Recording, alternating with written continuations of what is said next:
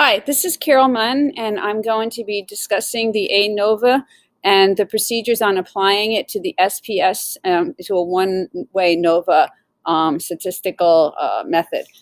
So what we're dealing with is why I ran a one-way NOVA was because we have multiple means from 4 different groups. We're looking at the student data from 4 grade levels, freshmen, sophomore, junior, and senior, and looking at their combined SAT scores and comparing the means and across the different groups.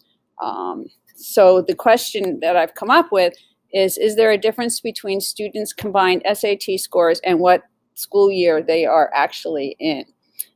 So as I said, we are dealing in multiple means, 4 different groups, 4 different means. So that's why the ANOVA approach statistically is better than a t-test. Why?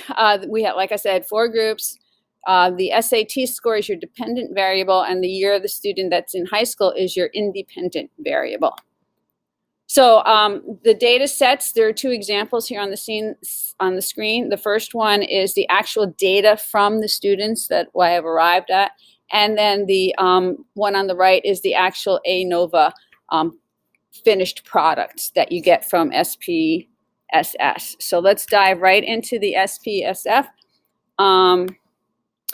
Whoops, wrong screen. Let me get to the other screen first. There it is. All right. So I have the scores here by SAT and by the numerical school year. So you can see senior equals 4, sophomore equals 2, first year equals 1, and junior equals 3. So I had to assign a numerical value because the text would not allow itself in the SPS because you need data. SPSS. So once you have all this data collected, you're going to go up to Analyze. You're going to go down to Compare Means, and then over to a one-way NOVA. And let me reset this. So here we go. The SAT list will go in the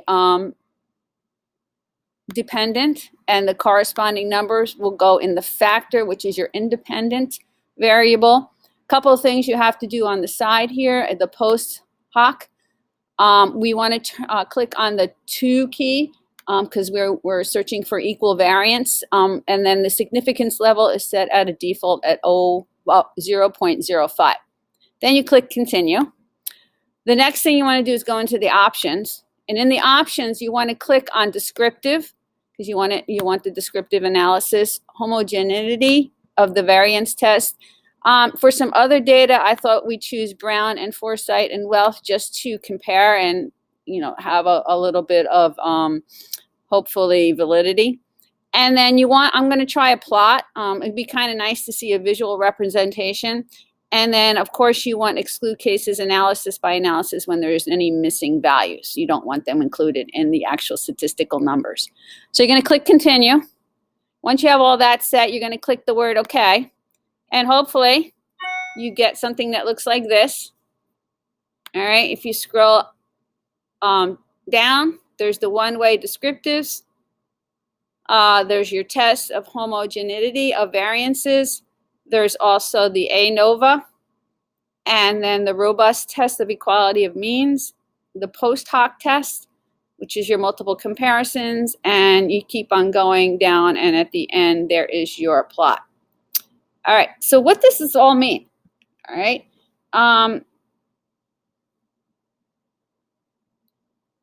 Let me go up to descriptives.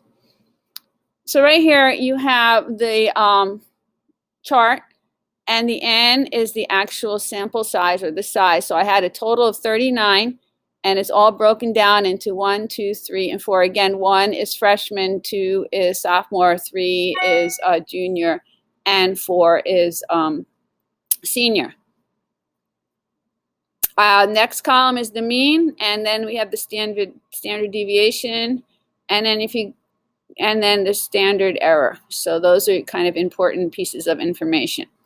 This test here is based on the mean, medium, and over here, this is the important piece.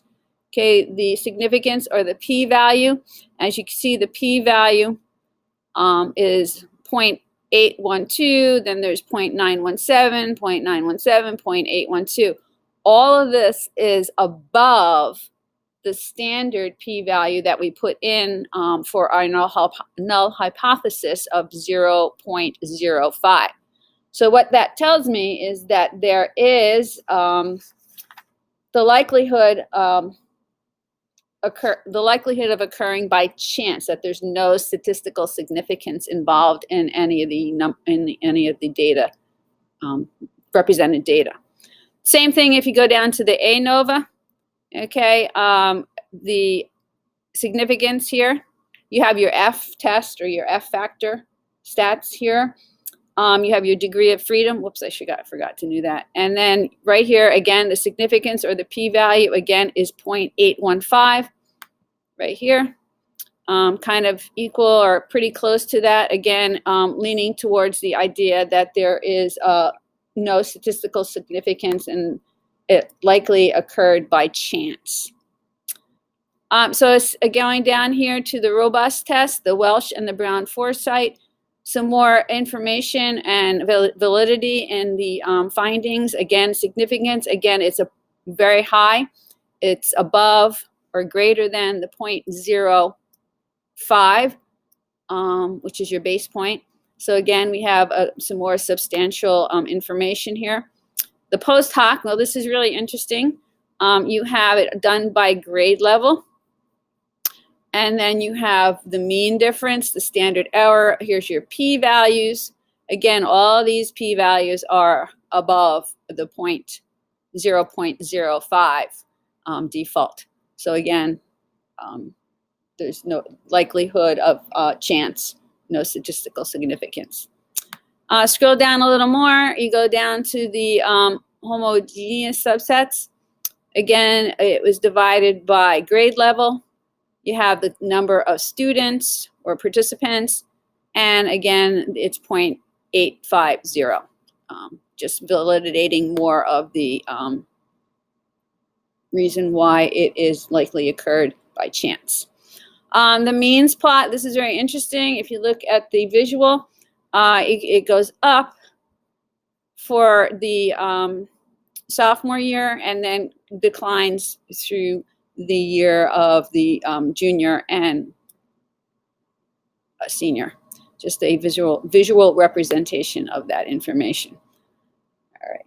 So all in all, as a conclusion, with all these datas and all these charts, the test kind of proves that there is no statistical significance in the representation. And that's why the ANOVA right here was very, very prominent. I hope you enjoyed the show or presentation, and that's it.